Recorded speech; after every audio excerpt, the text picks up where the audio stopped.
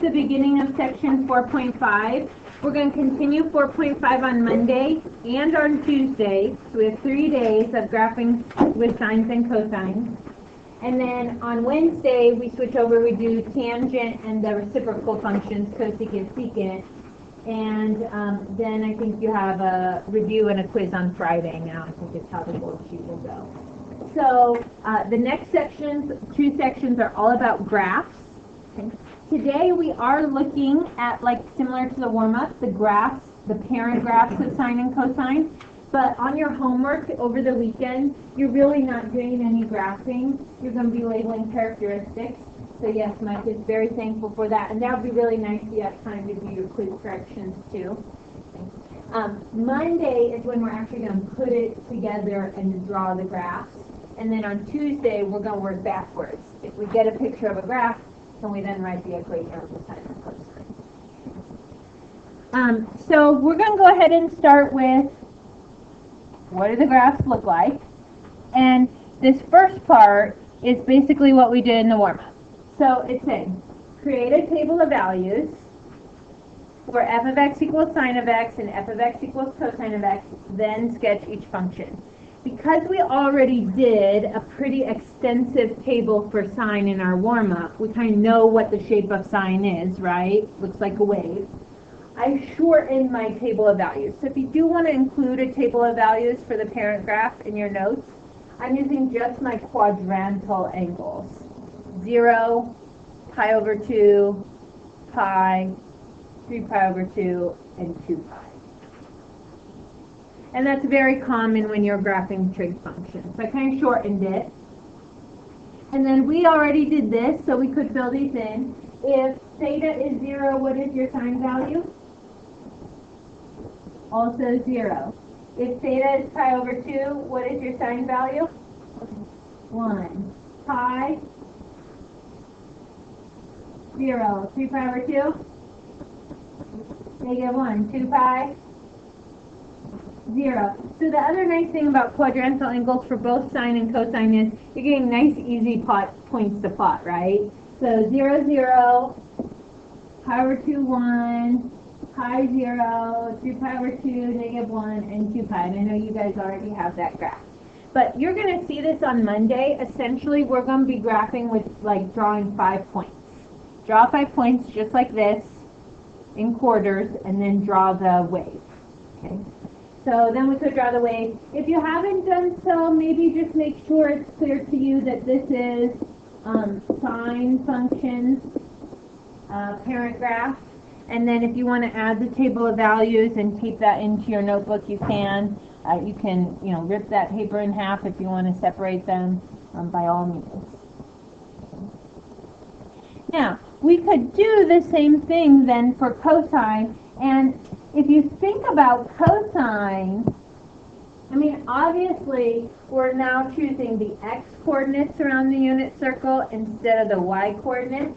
But if I were to start on this unit circle and look at all of these x-coordinates as I go around, what I'm noticing is, while I'm not doing them in the same order, I'm really doing the same values.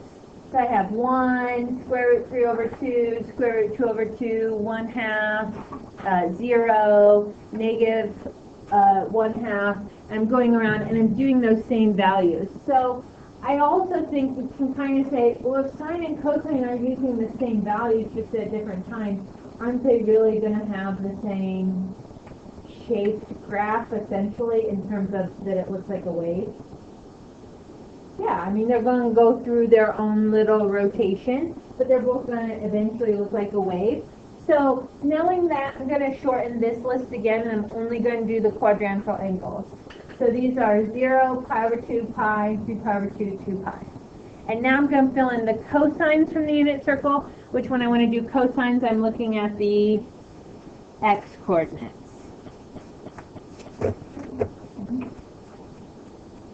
So 0 is 1, pi over 2 is 0, pi is negative 1, 3 pi over 2 is 0, and 2 pi is back to 1. So again, those are going to be easy points for us to plot. 0, 1, 0, pi is -1, 3 pi over 2 is 0, 2 pi is back to 1. And so you can plot those points on your other graph. Is everybody okay with how I'm getting the points for cosine? Any concerns, questions, clarifications?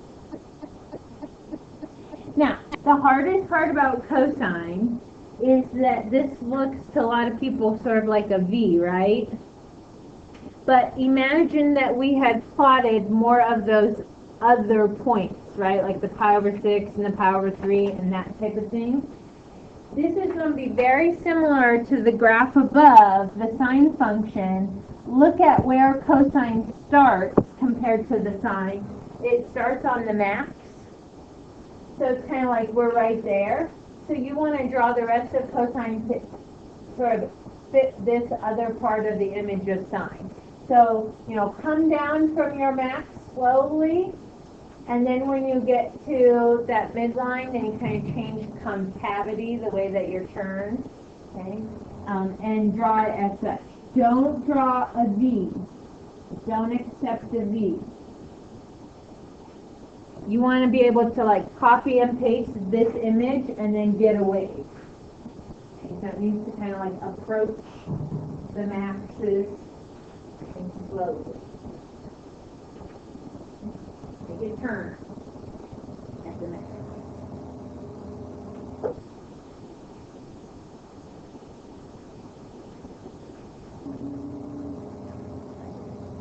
Yeah.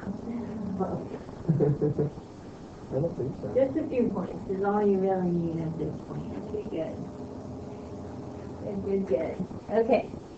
Now, when I graph sine, I always think, I'm going to label this one cosine. You might want to do so in your notes, just so you know. When I graph sine, I always think when I'm graphing mountain high, valley low. I know that I have to do both parts, and I start right in the middle. Cosine, I don't really have a fun little thing for that. I just know I start at the top and I gotta get back to the top. Okay, so there's just a big open valley right there. Okay. I gotta go from max to max. Okay. So essentially, the thing to remember about sine and cosine is they're really the same graph.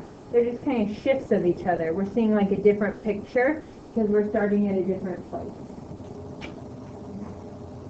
Does anybody have any questions about the two graphs that they're seeing? Okay, at this point, if you want to tape those into your notebooks, you can. Remember, be conservative with the tape. It need not survive an atomic bomb. Probably won't need it then.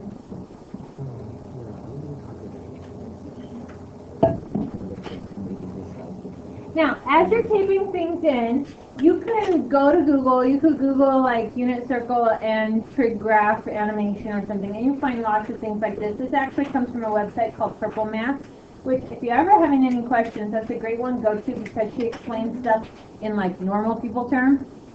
So it's really actually kind of nice. So I just stole this from the internet, and what you see is you're going around the unit circle, and then they're tracking this red line. Those are all the y values that they're then plotting over here. Okay.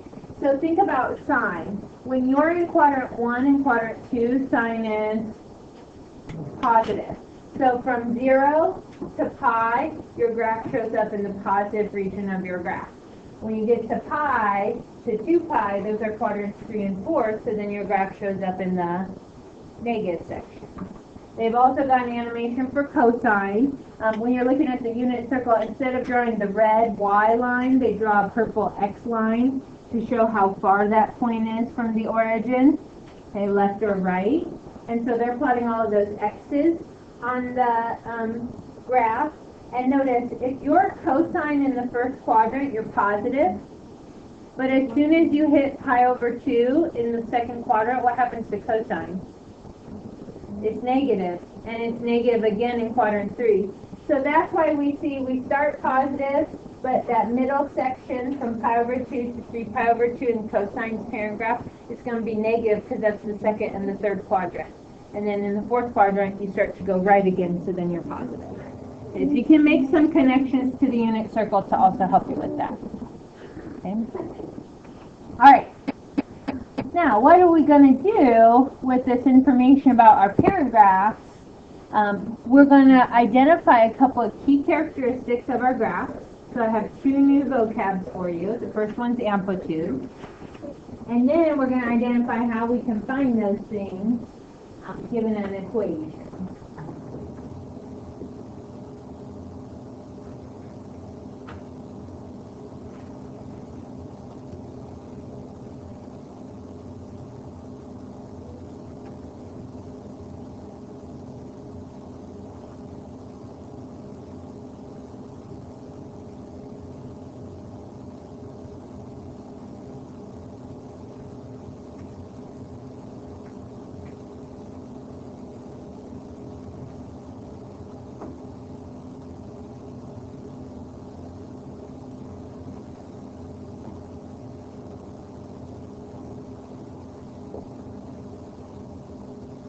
So amplitude is defined as half of the vertical distance between the min and the max of the graph. Since we're calling it half of a distance, amplitude is always going to be positive for us. It represents the distance. So when you tell me amplitude, you should always give me a positive answer.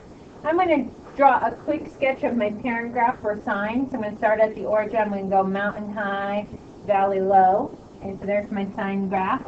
And in terms of amplitude, what are we actually talking about, right? So the sine graph, suppose this is our parent graph, has a maximum at 1 and a minimum at -1. What's the distance in between those 2 points? 2. So the amplitude is... Does someone say 1? There goes 0. This is 2, so the amplitude is 1, half of that, right? In terms of graph and visual, think about the amplitude like this. There is always, you can identify like a midline of the graph.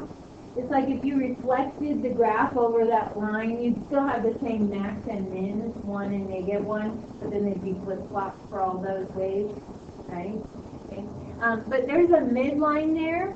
If you were to calculate the height of the graph from the midline to the maximum, that's an amplitude. So from the middle level of your graph up, that's the distance of the amplitude. And from the middle of your graph down, that's also your amplitude. So the actual height of your graph is 2 times the amplitude. Now amplitude like that is going to be really important to us when we get to graphing. Now, the next word that we should know when we're talking about trig functions is period. So a period is not a vertical distance, but a horizontal distance. Maybe I'm going to write that down.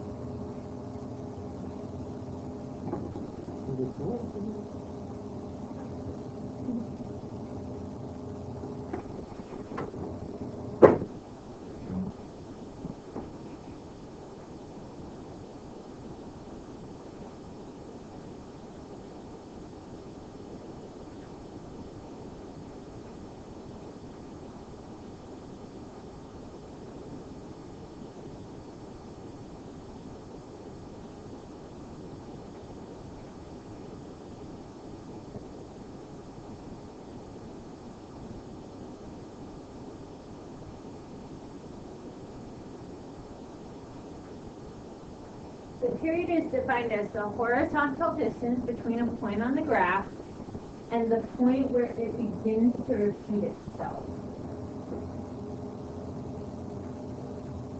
So I also use another word sometimes when I'm referring to the period of the graph. I also sometimes call it a cycle. Like it has to go through a full cycle and then start to repeat itself.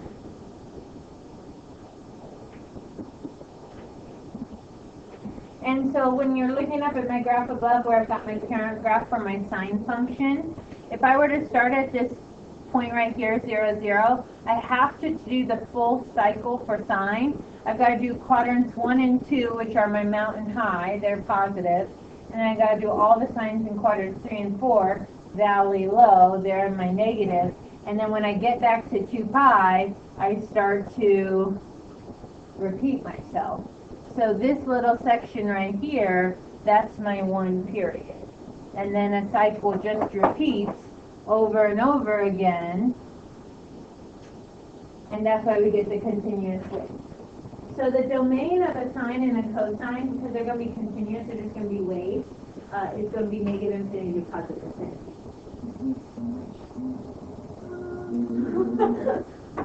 There's a light shining above you. Some angelic people singing hallelujah in your head. The moment it all comes together. Best days. Any questions on amplitude or period? What? Okay, now, how are we going to use this in our actual problems? So here are the general forms for sine and cosine graphs. Notice they become a little bit more complex because they're not just a parent graph. There's a whole alphabet soup included in them, right? A, B, C, and D. Jot down those general forms.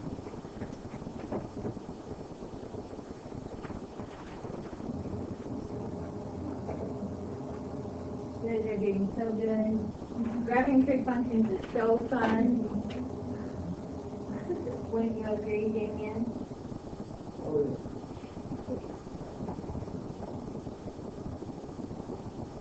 Glad you're enjoying it as much as I am.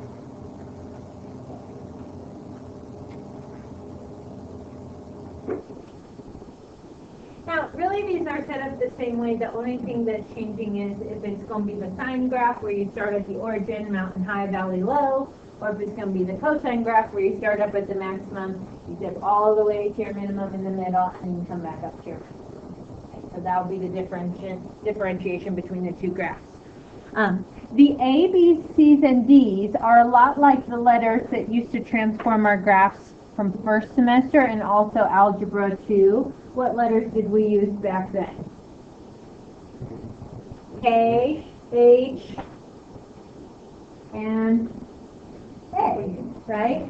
So I don't know why the switch happens in trig functions. I wish we could just choose one set of letters and use it for all the transformations. The big difference with the trig functions is A used to do 2 things. Vertical stretch and shrink, horizontal stretch and shrinks. It just depended where A was, outside the function, inside the function with X. And we didn't like it when it was right next to X, right? Okay. But in trig functions, probably super helpful, they call one of them A and the other one B. So you see that one's right next to X and one's outside the function. Okay. So A and B are really like the old A. They're responsible for stretching and shrinking. Okay. C and D are really like the old H and K. So they're responsible for shifting left, right, up, down. Okay. Here's what you want to write down in your notes. Instead of calling vertical shrinks and stretches, we're just going to simply name what the amplitude is. So the amplitude is always the absolute value of A. Remember, don't answer the amplitude with a negative number. It's the distance. Distance is positive.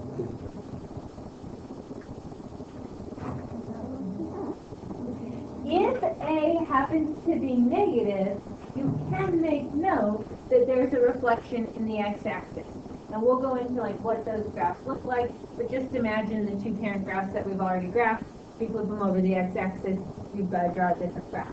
Instead of for sine, mountain high, valley low, you got to start valley low, mountain high. If it's cosine, instead of starting at your max, you got to start at your min. Hike all the way up the mountain, all the way back down. The period, so that's one of our vocab words, right? For the normal parent function would be 2 pi. But we could have some stretches and shrinks horizontally. Think about a slinky. That's your wave, right? You pull the slinky out, the period increases, it takes longer. Push the slinky in, the period decreases, it takes less time for it to complete a cycle. So we just have to do 2 pi divided by d. This goes back to the thing that we didn't really like about a's with x's before. It was like 2x, and then that quantity was squared. It was a horizontal shrink. Okay, it was like the opposite of what we thought, so we had to multiply by the reciprocal 1/2. That's why you're doing 2 pi divided by 2. Okay, it's taking care of that reciprocal. Okay. The horizontal shift, so left or right, could also be affected by a stretch or shrink horizontally. So where we would normally just say the horizontal stretch or horizontal shift would be H, we are saying it is C, but if there is some V other than 1, then that's going to affect the horizontal shift and it should be C over V. And that's probably why a lot of us didn't like horizontal stretches and shrinks before, because you really had to factor them out in order for them to make sense. I will make a note, and I think it's wise for some of you to do the same. I always used to say this about H. H looks like the opposite. Now C looks like the opposite. So remember that up here it says minus C for each of those. So if it looks like minus C, then C must have been positive. If it ends up looking like plus C, you must have done minus and negative, which made it plus. So when you're pulling C out for horizontal shifting, it should always be the opposite of what it looks like in the function. Vertical shift is super easy, it's just C. And you're just adding or subtracting something to the y value of the function, and then that moves the graph up or down accordingly. And on your homework, you're going to see here in our examples, I'm not going to make you do horizontal shift and vertical shift separately. I'm just going to have you do them as a starting point. So I call it the starting point for the frame. And then you can just write the ordered pair, C over B, comma D. Know that that's an XY ordered pair, so the X would be responsible for left-right movement, the D, the Y would be responsible for up-down movement, so that's going to take care of your horizontal and vertical shifting. Now, this phrase I would put in my notes for the frame. It doesn't, for those of us who haven't done graphing of trig functions before here at Nevio South, that might not make any sense, but what that's saying is that's going to shift the midline of my graph. It's the starting point for where I'm going to graph, but it's not necessarily the starting point of my actual graph. We'll deal more with that on Monday. Sine will start at that starting point, cosine will start above or below that starting point. Any questions about any of those things on the screen? Your homework is going to be very similar to the next problem, so I would write a few of these down so you can get used to what you're going to be asked to do. There's really a direction to do 3 things on your homework, and you don't have to do any kind of graphing. 3, maybe 4. Identify your amplitude, your period, your starting point, so take care of your horizontal and vertical shifting. And then also, if you have to reflect your graph, make note of it.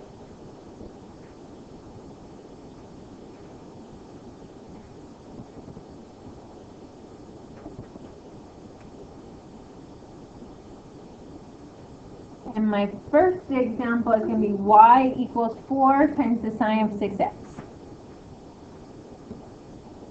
So different people are going to come from different places and feel comfortable with different things. If you're having a hard time, you know, it's always a good idea to maybe write out what letters you think you have in terms of A, B, C. Remember, C and D have to be added or subtracted to the sine function. There's nothing being added or subtracted, so those things are multiplied. Those are our A's and our B's. Here's what I would expect to see when I'm walking around to check your homework on Monday. You tell me the amplitude, you tell me the period, you tell me the starting point, and I just abbreviate it SP. On this one, because it's our first example, I'm going to do more work than most people would probably do for amplitude. I'm going to show that I'm taking the absolute value of A and getting 4. You're probably just going to write 4. That's okay. Just make sure your amplitude is positive. Period. 2 pi divided by 6.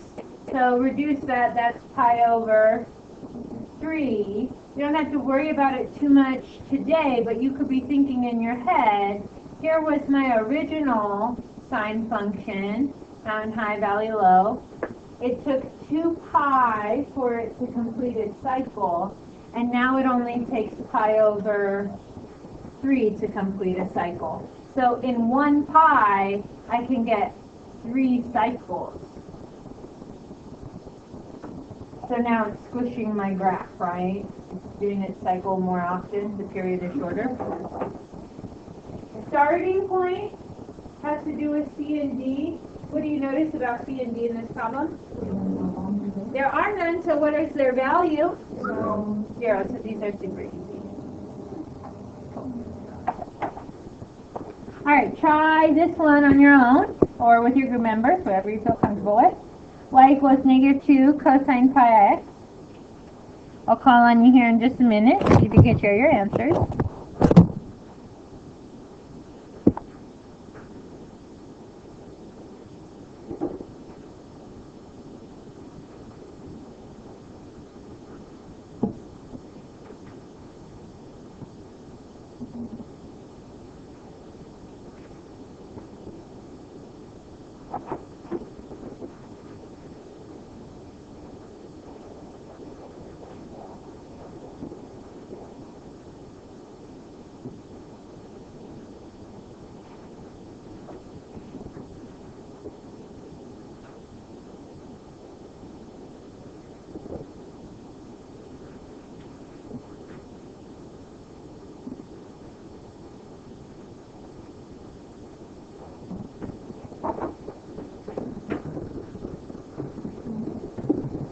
Another A times cosine bx. Grace, tell me something you know. The amplitude is 2.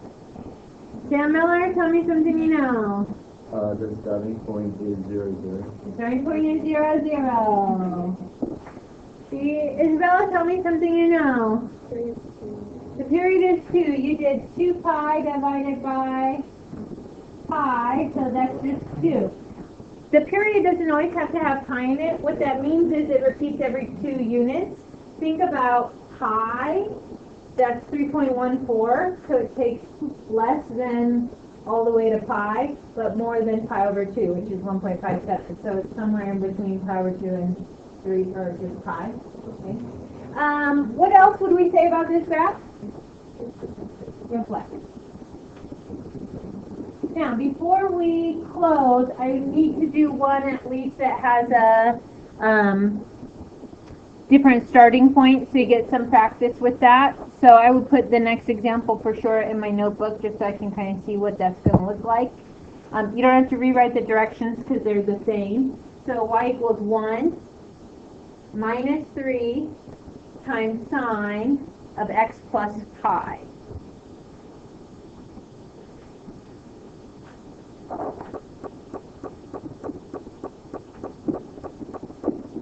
Remember, anything multiplied in front of the sign is your A. So what is this 1? For D. It must be your D. D can be added in the front or in the back. Okay, so that's going to just be a vertical shift.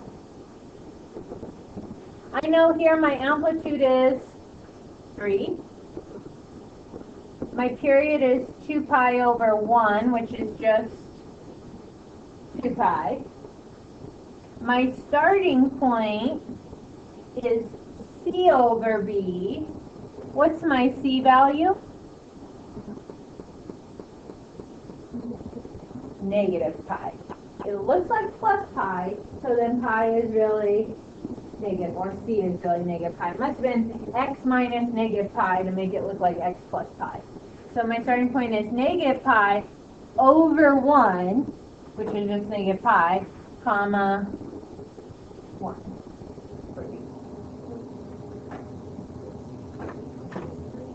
3 is negative, so you should also say there is a reflection. Now, one final thing, just real quick.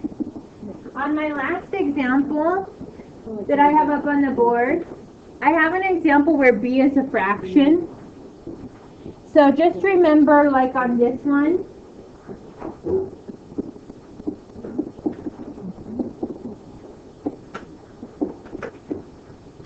you're doing like the period here, the period would be 2 pi divided by b, which is divided by 1/2. So if you're dividing by a fraction, you're really multiplying by the reciprocal, that'd be 2 pi times 2, which is 4 pi. So this stretches out the period. The same thing would happen when you're doing your starting point. You'd have to take your c, pi over 4, divide it by 1/2, which is really multiplying it by 2. So then it's 2 pi over 4, or just pi over 2. Okay. So starting point here would be pi over 2, comma 2. And amplitude would be 1. On your homework, ignore whatever directions the book may say. Do these 3 things. Amplitude, period, starting point. And then also work on your quiz correction.